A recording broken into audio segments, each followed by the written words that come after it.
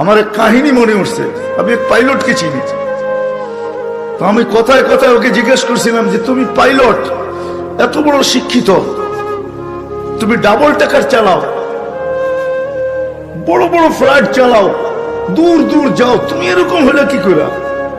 আমাকে বলতেছে মৌলানা मैंने अल्लाह को करीब से देख के हुआ, আমি আল্লাহকে কাছের থেকে দেখা তারপরে এরকম হয়েছে। আমি বললাম যে তুমি আল্লাহকে কাছের থেকে দেখলা মানে? আমি ফ্লাই করে যেতেছিলাম হেথ্রো এয়ারপোর্টে লন্ডনে। যখন আমি ইংল্যান্ডের সীমানায় ঢুকে গেছি, হেথ্রোতে আমি ল্যান্ডিং করব, সীমানায় যখন ঢুকে গেছি, তো আমি বটনে পুশ করে চেকিং করে, এর আগে চেক করে যে সবকিছু ওকে আছে কিনা। তো আমি বটন চেক করতে যাই, দেখি আমার চাক্কা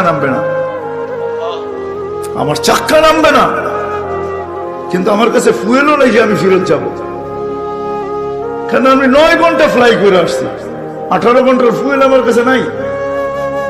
আমাকে হয়তো ক্র্যাশ করাইতে হবে, নাহলে নামতে হবে যে কোনো ভাবে। বলে আমি হেথ্রো টাওয়ারের সাথে যোগাযোগ করছি যে আমার এই অবস্থা, কি করবে করো, আমার কাছে ফুয়েল নেই, আমাকে হয়তো ক্র্যাশ হইতে হবে, নাহলে কোনো ব্যবস্থা হইতে হবে যে আমি ল্যান্ড করতে পারি। হেথ্রো এয়ারপোর্টের ভিতরে কিয়ামত হয়ে গেছে, কিয়ামত, যে এই জাহাজকে ল্যান্ড করাবে তো করাবে কি করে?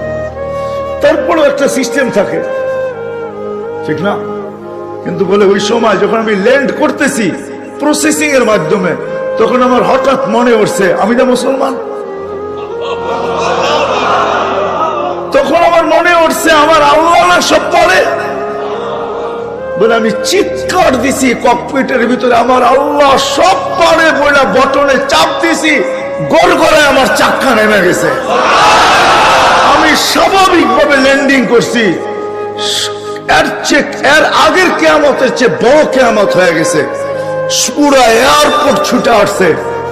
তুমি আমাদেরকে এই ধোকা দিলে, তো দিলে কেন? তোমার জন্য হেথ্রো এয়ারপোর্টের মতো হাজারো ফ্লাইটকে আমরা বাতিল করছি, ডাইনে বামে পাঠায়া দিছি, যে অঘটন থেকে বাঁচার জন্য। তুমি তো স্বাভাবিকভাবে ল্যান্ডিং করলে। আমি বললাম যে চেক করো, তারপরে কথা বলো। তো ওরা যখন চেক করছে, চেক করার পরে দেখছে এই চাক্কা নামলো কিরা, তোর সব সিস্টেম তো ফেল, এটা কি করে নামলো? বলে আমি দ্বিতীয়বার দরজার ভিতরে দাঁড়ায় চিৎকার দিছি আমার রব সব পারে।